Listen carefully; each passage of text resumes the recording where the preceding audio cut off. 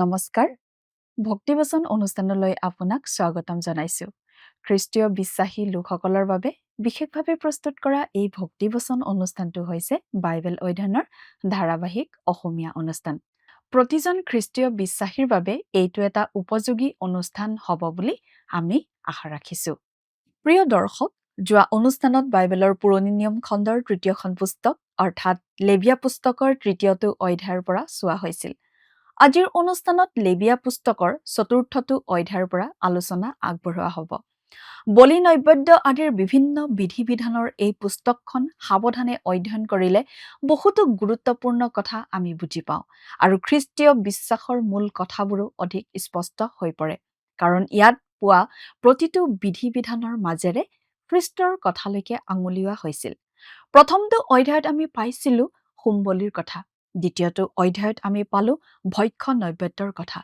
তৃতীয়টো অধ্যায়ত আমি তৃতীয়বিধ বলিৰ কথা পালো সেইটো হৈছে মংগলাৰ্থক বলি মানুহে নিজৰ জাকৰ পৰা কোনো নিঘুনি জন্তু ঈশ্বৰৰ উদ্দেশ্যে মংগলাৰ্থক বলি হিচাপে আগবঢ়াব লাগিছিল এই তিনিওবিধ বলি আছিল ঈশ্বৰৰ অৰ্থে সুঘ্ৰাণযুক্ত হোমবলিৰ লগতে সেইবোৰ জুইত আগবঢ়াব লাগিছিল সেই তিনিওটা বলিয়ে খ্ৰীষ্টৰ মনোমোহা ব্যক্তিত্বক বুজাইছে বাকি দুবিধ বলি পাপাৰ্থক আৰু দোষাৰ্থক বলি ঈশ্বৰৰ উদ্দেশ্যে সুঘ্ৰাণযুক্ত বলি নাছিল চতুৰ্থ অধ্যায়ত আমি পাওঁ চতুৰ্থবিধ বলিৰ কথা সেইটো হৈছে পাপাৰ্থক বলি মানুহে নজনাকৈ ঈশ্বৰৰ বিৰুদ্ধে কিবা দুখ কৰিব পাৰি গোটেই সমাজে কিবা এটা অপৰাধ কৰিব পাৰি কোনো অধ্যক্ষও নাজানি অপৰাধ কৰিব পাৰে সাধাৰণ মানুহেও নিষেধ কৰা কোনো কৰ্ম নজনাকৈ কৰি পাপ কৰিব পাৰে এনেবোৰ ক্ষেত্ৰত পাপাৰ্থক বলি আগবঢ়াব লাগিছিল আহকচোন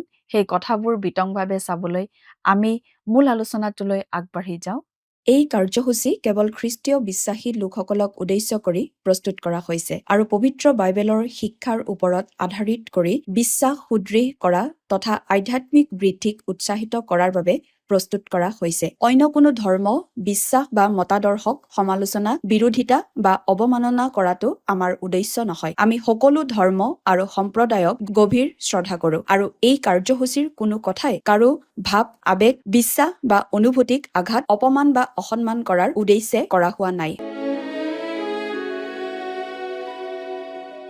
প্ৰিয় শ্ৰোতা আপুনি যদি আমাৰ এই ভক্তিবচন অনুষ্ঠানটো নিয়মিতভাৱে শুনি আছে তেনেহ'লে আপুনি নিশ্চয় জানে যে আমি কেইদিনমান আগৰ পৰা বাইবেলৰ পুৰণি নিয়ম খণ্ডৰ লেবিয়া পুস্তক নামৰ পুস্তকখন অধ্যয়ন কৰি আছো নহয় জানো আমি যোৱা অনুষ্ঠানত এই লেবিয়া পুস্তকৰ 3 নম্বৰ অধ্যায়ৰ অধ্যয়ন কৰিছিলোঁ আৰু আজিৰ অনুষ্ঠানত আমি 4 নম্বৰ অধ্যায়ৰ অধ্যয়ন আৰম্ভ কৰিব খুজিছোঁ এই 4 নম্বৰ অধ্যায়ত আমি পাওঁ পাপাৰ্থক বলিৰ নিয়মৰ কথা আৰু এই বলি সুঘ্ৰাণ স্বৰূপ বলি নাছিল ইয়াৰ আগতে পোৱা বলিকেইটা আছিল সুঘ্ৰাণ স্বৰূপ আৰু সেইকেইটাই প্ৰকাশ কৰিছিল প্ৰভু যীশুৰ সুন্দৰ মনোমোহা ব্যক্তিত্ব কিন্তু আমি দুটা সুঘ্ৰাণবিহীন বলিৰ কথা পাম আৰু সেইকেইটাই বুজায় প্ৰভু যীশুৱে জগতৰ পাপ দূৰ কৰিবলৈ ক্ৰুচত কৰা কাৰ্যৰ কথা পাপাৰ্থক বলিয়ে পাপৰ প্ৰকৃতিৰ কথাও বুজাই দিয়ে আৰু দোষাৰ্থক বলিয়ে পাপৰ কামটোৰ কথা বুজায়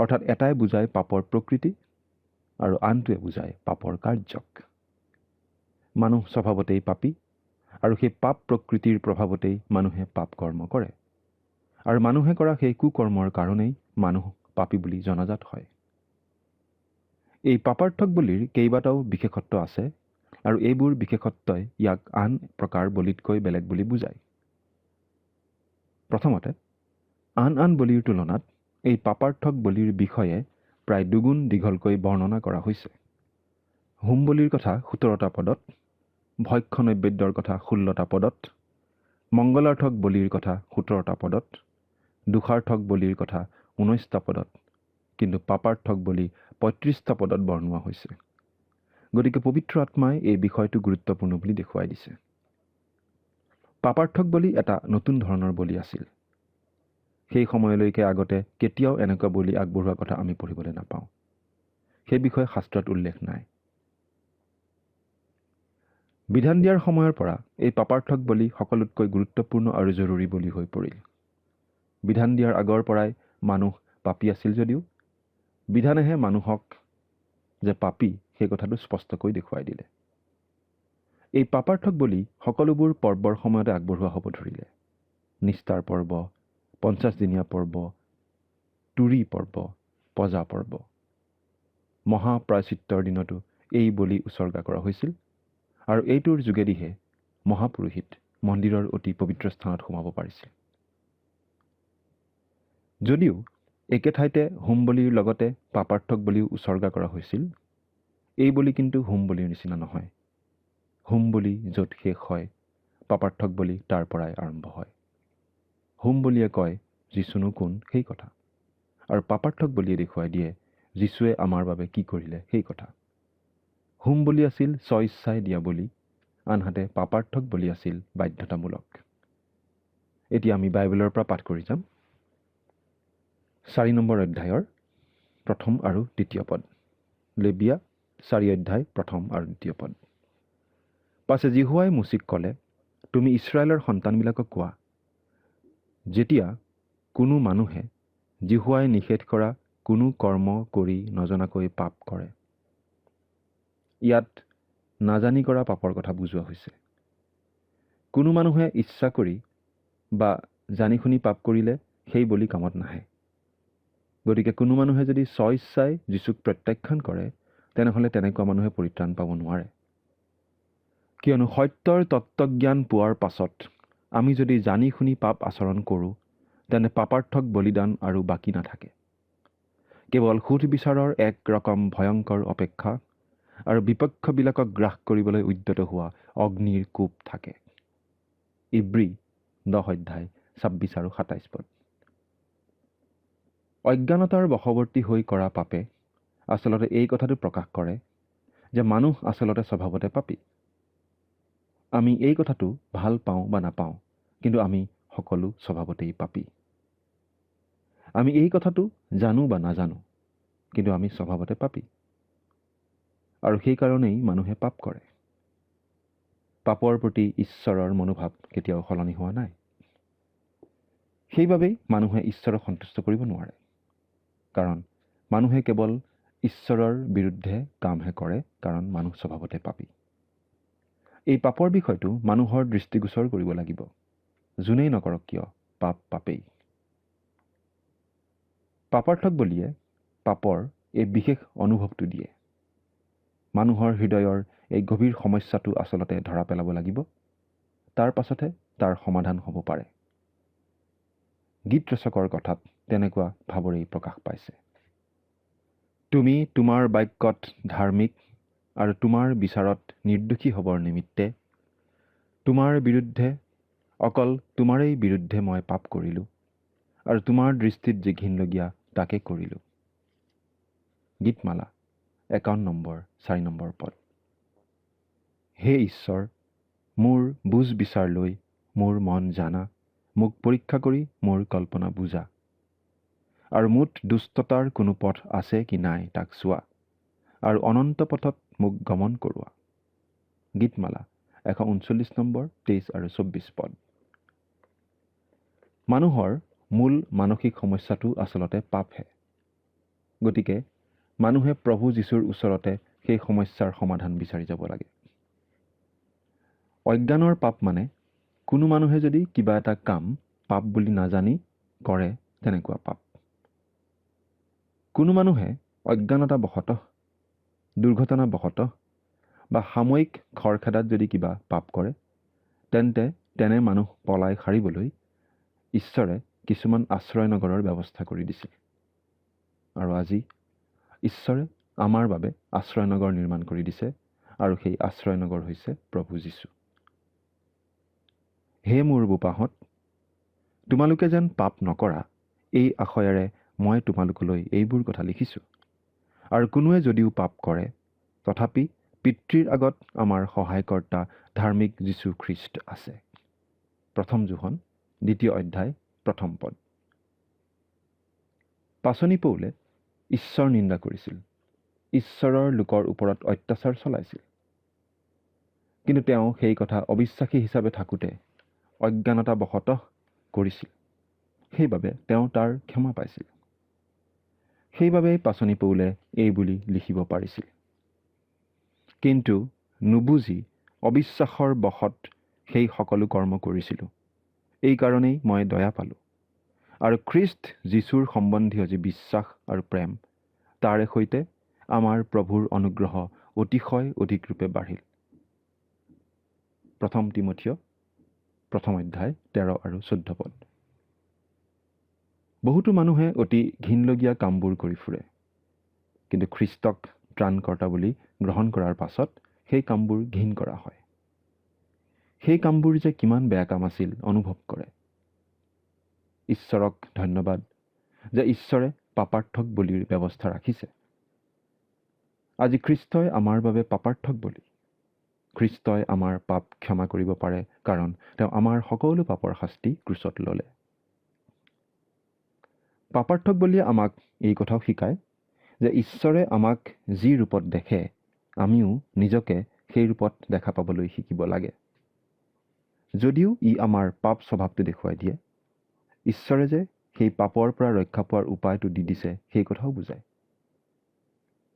আমি ইব্ৰী পুস্তকৰ 10 নম্বৰ অধ্যায়ৰ 19 পৰা 22 নম্বৰ পদলৈকে পঢ়িলে এনেদৰে পাওঁ, এতেকে হে ভাইবিলাক, যীশুৱে আঁৰ কাপোৰেদি অৰ্থাৎ তেওঁৰ মাংসেদি যি নতুন আৰু জীৱনময় পথ আমাৰ কাৰণে আৱিষ্কাৰ কৰিলে, আমি সেই পথেদি যীশুৰ তেজৰ গুণে পবিত্ৰ স্থানত সোমাবলৈ সাহিয়াল হোৱাত আৰু ঈশ্বৰৰ গৃহৰ ওপৰত নিযুক্ত মহান আমাৰ এজন পুৰোহিতো থকাত আৰু কুবিবেকৰ পৰা আমাৰ হৃদয় শান্তি কৰা হোৱাত আহা আমি সত্য হৃদয়ৰ সহিত সম্পূৰ্ণ নিশ্চয়তাযুক্ত বিশ্বাসেৰে ঈশ্বৰৰ ওচৰলৈ চাপি যাওঁ হওক। ইব্ৰী 10 অধ্যায় 19 পৰা 22 পদ। আজি আমি সাহেৰে সৈতে ঈশ্বৰৰ অনুগ্ৰহৰ সিংহাসনৰ আগলৈ আহিব পাৰোঁ। কিয়? কাৰণ খ্ৰীষ্ট আমাৰ পাপাৰ্থক বলি। আনকি আমি নাজানি কৰা পাপৰ বাবেও তেওঁ পাপাৰ্থক বলি। এতিয়া আমি লেবিয়া 4 অধ্যায়ৰ 3 নম্বৰ পদটো পাঠ কৰি দিম। তেতিয়া লোকবিলাকক দুখত পেলোৱাকৈ পাপ কৰাজন যদি অভিষিক্ত পুৰোহিত হয়, তেন্তে তেওঁ নিজে কৰা পাপৰ নিমিত্তে জিহুৱাৰ উদ্দেশ্যে এটা নিঘুণ দমৰা গৰু পাপাৰ্থক বলিস্বৰূপে উৎসৰ্গ কৰিব। প্ৰথমতে পুৰোহিতৰ পাপৰ কথা অনা হৈছে, কাৰণ পুৰোহিত মানুহবোৰৰ নেতা। পুৰোহিতৰ ভুল হোৱা মানে মানুহবোৰৰ ভুল হোৱাৰ নিচিনা কথা। পুৰোহিতৰ পাপ মানে মানুহৰ পাপ। যেনেকুৱা পুৰোহিত তেনেকুৱা মানুহ। পুৰোহিতে পাপ কৰিলে বলিৰ বাবে আনিব লাগিব এটা দমৰা, সকলোতকৈ মূল্যৱান ঘৰচীয়া জন্তুটো। পাপ কৰা মানুহজনৰ স্থান কি, সেইমতে তেওঁ দিবলগীয়া বলি নিৰ্ধাৰিত কৰি দিয়া হৈছিল। পুৰোহিতজনে কৰা পাপটো আনৰ নিচিনা একে হ'লেও, যিহেতু পুৰোহিতজন নেতৃত্বত থকা লোক, গতিকে তেওঁ দিবলগীয়া বলিটো সাধাৰণ মানুহতকৈ বেছি মূল্যৱান হ'ব লাগিছিল। এই কথাটো আজিও মনত ৰাখিব লাগে। আমি বাইবেলত এনেদৰে পাওঁ, এতেকে যিকোনোৱে সৎকৰ্ম কৰিবলৈ জানিও তাক নকৰে তাৰ পাপ হয়। জাকুব 4 নম্বৰ অধ্যায়ৰ 17 নম্বৰ পদ। আকৌ জাকুবৰ 3 নম্বৰ অধ্যায়ৰ 1ম পদত এনেদৰে লিখা আছে, হে মোৰ ভাইবিলাক, অনেক শিক্ষক নহবা, কিয়নো তোমালোকে জানা যে আনতকৈ আমাৰ ভাৰী সুধবিচাৰ হ'ব, কাৰণ আমি সকলোৱে অনেক বিষয়ত ত্ৰুটি কৰোঁ। প্ৰিয় শ্ৰোতা, আপুনি বাৰু আপোনাৰ মণ্ডলীৰ নেতা নেকি? বা যুৱক যুৱতীসকলৰ সহভাগিতাৰ নেতা নেকি? তেনেহ'লে আপোনাৰ দায়িত্ব বেছি। সুবিধাৰ লগতে দায়িত্বও জড়িত হৈ থাকে। পুৰোহিতসকলো মানুহ, গতিকে তেওঁলোকৰ পাপ হ'ব পাৰে। আৰু এই কথাটোৱেই প্ৰভু যীশু আৰু মহাপুৰোহিতৰ মাজত থকা ডাঙৰ পাৰ্থক্য। কাৰণ প্ৰভু যীশুৱে পাপ নকৰে। আমি বাইবেলত এনেদৰে পাওঁ, কিয়নো আমাৰ যি মহাপুৰোহিত, তেওঁ যে আমাৰ দুৰ্বলতাত হোৱা দুখত দূষিত হ'ব নোৱাৰে এনে নহয়, কিন্তু তেওঁ বিনা পাপে সকলো বিষয়ত আমাৰ দৰে পৰীক্ষিত হৈছিল। ইব্ৰী 4 নম্বৰ অধ্যায়ৰ 15 পদ। আমি ঈশ্বৰৰ দৃষ্টিত গ্ৰহণীয় হৈ তেওঁক স্তুতি আৰাধনা কৰিব পৰা হওঁ একমাত্ৰ প্ৰভু যীশুৰ তেজত ভৰসা কৰিহে। বাকী তেজখিনি হোমবেদীৰ গুৰিত ঢালি দিব লাগে। আৰু এই কামটোৱে বলি আগবঢ়োৱা মানুহজনৰ বিবেকক সন্তুষ্ট কৰে।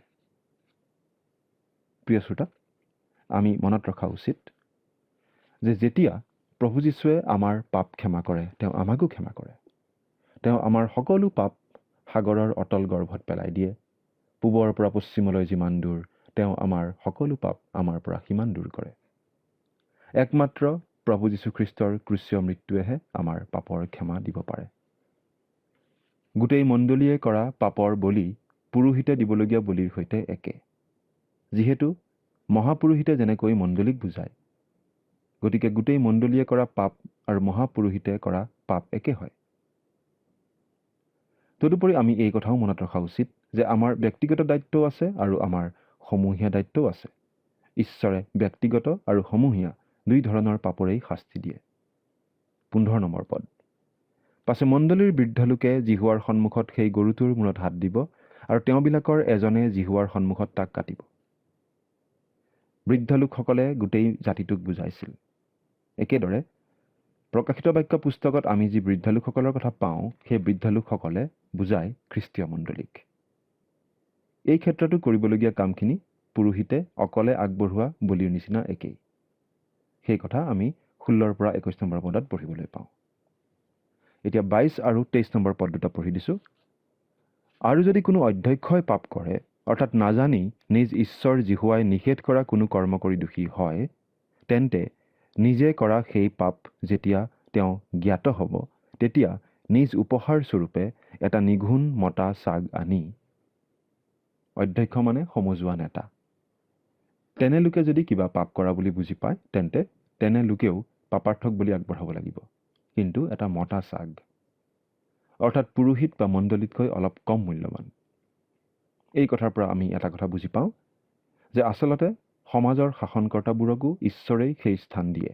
তেওঁলোকৰ একোটা বিশেষ দায়িত্ব আছে। 27 নম্বৰ পদ। আৰু সাধাৰণ লোকৰ মাজৰ যদি কোনোৱে জিহুৱাই নিষেধ কৰা কোনো কৰ্ম কৰি নজনাকৈ পাপ কৰে আৰু দোষী হয়। এতিয়া আহিল সাধাৰণ মানুহৰ কথা। সাধাৰণ মানুহে নিজৰ পাপ বুজি পালে পাপাৰ্থক বুলি আগবঢ়াব লাগিব বুলি কোৱা হৈছে। 28 নম্বৰ পদ। তেন্তে নিজে কৰা পাপ যেতিয়া জ্ঞাত হ'ব, তেতিয়া নিজে কৰা সেই পাপৰ নিমিত্তে নিজ উপহাৰ স্বৰূপে জাকৰ মাজৰ পৰা এজনী নিঘূণ ছাগলী আনি, সাধাৰণ মানুহজনে এজনী মাইকী ছাগলী আগবঢ়াব লাগিব, অৰ্থাৎ অধ্যক্ষতকৈ কম। মুঠতে আমি দেখিবলৈ পাওঁ বিভিন্ন পৰ্যায়ৰ লোকে পাপাৰ্থক বলি হিচাপে বিভিন্ন ধৰণৰ বলি আগবঢ়াব লাগিছিল। বেছি গুৰুত্বপূৰ্ণ দায়িত্বত থকাজনে বেছি মূল্যৱান বলি আগবঢ়াব লাগিছিল। কিন্তু সেই সকলো বলিয়েই আচলতে খ্ৰীষ্টলৈকে আঙুলিয়াইছিল। ইয়াত আমি বিশেষভাৱে মন কৰিবলগীয়া বাক্যাংশটো হৈছে তাৰ পাপৰ ক্ষমা হ'ব। এই বাক্যাংশ আমি পাওঁ 31 আৰু 35 নম্বৰ পদত। গতিকে জৰুৰী কথাটো এয়েই আছিল যে সেই পাপাৰ্থক বলি আগবঢ়োৱা লোকজনে সম্পূৰ্ণৰূপে পাপৰ ক্ষমা লাভ কৰিছিল। সেই পাপ মুচি দিয়া হৈছিল। প্ৰভু যীশুৱে ক্ৰুচত যেতিয়া আমাৰ হৈ আমাৰ কাৰণে মৃত্যুবৰণ কৰিছিল, তেওঁ ঠিক এই কামেই কৰিছিল। সেই প্ৰভু যীশুক আমাৰ ত্ৰাণকৰ্তা বুলি গ্ৰহণ কৰা মানে আমাৰ পাপাৰ্থক বলি বুলি গ্ৰহণ কৰা হয়। আৰু আমাৰ সকলো পাপৰ ক্ষমা হৈ যায়। আমি পিতৃ ঈশ্বৰৰ দৃষ্টিত সম্পূৰ্ণৰূপে গ্ৰহণীয় হৈ পৰোঁ।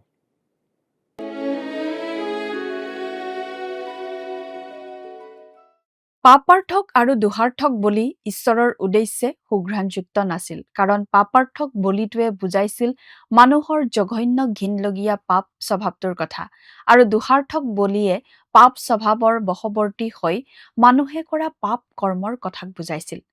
মানুহ স্বভাৱতে পাপী, আৰু সেয়েহে মানুহে কুকৰ্মবোৰ কৰে। পাপাৰ্থক বলিটো সম্পূৰ্ণ নতুন বলি আছিল। হোম বলিৰ কাল য'ত শেষ হৈছিল, তাৰ পৰাই পাপাৰ্থক বলিৰ কামটো আৰম্ভ হৈছিল। হোম বলিয়ে বুজাইছিল খ্ৰীষ্ট কোন, আৰু পাপাৰ্থক বলিয়ে বুজাইছিল খ্ৰীষ্টই আমাৰ বাবে কি কৰিলে সেই কথাটো। মানৱৰ পাপমোচনৰ বাবে এদিন যে খ্ৰীষ্টই ক্ৰুচৰ ওপৰত নিজকে বলি হিচাপে আগবঢ়াব, সেইটোলৈকে আঙুলিয়াই আছিল সেই পাপাৰ্থক বলি। প্ৰিয় দৰ্শক, আজিলৈ আমাৰ অনুষ্ঠানটোৰ ইমানতে সামৰণি মাৰিব খুজিছোঁ। পৰৱৰ্তী অনুষ্ঠানত আপোনালোকক পুনৰ লগ পাম বুলি আশা ৰাখিলোঁ। সামৰণিত আহক খন্তেক প্ৰাৰ্থনাত মূৰ দুৱাওঁ। স্বৰ্গত থকা অতি মৰমীয়াল দয়ালু পিতৃ ঈশ্বৰ, ধন্য হওক প্ৰভু তোমাৰ নাম। প্ৰভু এই সময়তে প্ৰাৰ্থনা কৰিছোঁ তোমাৰ চৰণত প্ৰতিজন দৰ্শকসকলৰ বাবে। প্ৰভু তেওঁলোকে যি তোমাৰ পবিত্ৰ বাক্য এই সময়তে শুনিলে, দয়ালু মৰমীয়াল পিতৃ ঈশ্বৰ, এই বাক্যৰ যোগেদি তেওঁলোকৰ জীৱন যাতে সলনি হয় আৰু তেওঁলোকে যাতে এটা নতুন জীৱন প্ৰভু যাপন কৰিবলৈ পাৰে, তেনে আশীৰ্বাদ প্ৰভু তুমি তেওঁলোকক দান কৰা। আৰু প্ৰভু সকলো সময়তে তোমালৈ ভয় ভক্তি ৰাখি, তোমাত বিশ্বাস ৰাখি, তেওঁলোকৰ জীৱন তোমাত সমৰ্পণ কৰি যাতে চলিব পাৰিব তুমি আশীৰ্বাদ কৰা। এই সকলো যত্ন মহান ত্ৰাণকৰ্তা প্ৰভু যীশুখ্ৰীষ্টৰ নামত অৰ্পণ কৰিছোঁ। আমেন।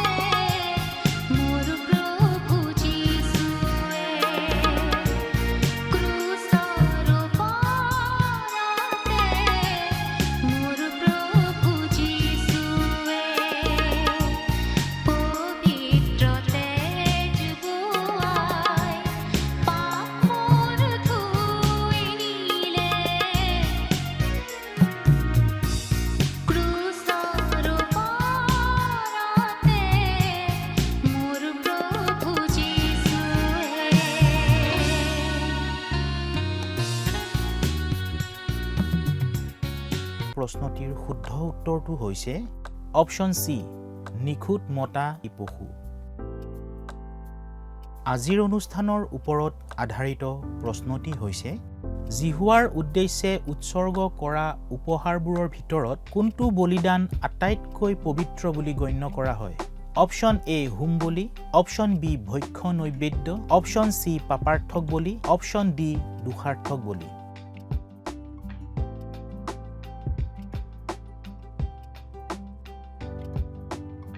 প্ৰিয় দৰ্শক, আজিৰ প্ৰশ্নৰ সঠিক উত্তৰটো আজি সন্ধিয়া 6 বজাৰ আগেয়ে আপোনাৰ নাম আৰু ঠিকনাৰে সৈতে আমালৈ 7429840242 নম্বৰত SMS নাইবা হোৱাটছআপৰ যোগে প্ৰেৰণ কৰক। প্ৰিয় দৰ্শক, আপুনি যদি আমাৰ এই অনুষ্ঠানৰ যোগেদি আশীৰ্বাদপ্ৰাপ্ত হৈছে আৰু আমাৰ লগত কথা পাতিবলৈ বিচাৰিছে বা আপোনাক প্ৰাৰ্থনাৰ সহায়ো পৰামৰ্শ লাগে, তেন্তে আমালৈ 7429840242 এই নম্বৰত পোনপটীয়াকৈ ফোন কৰিব পাৰিব। ধন্যবাদ।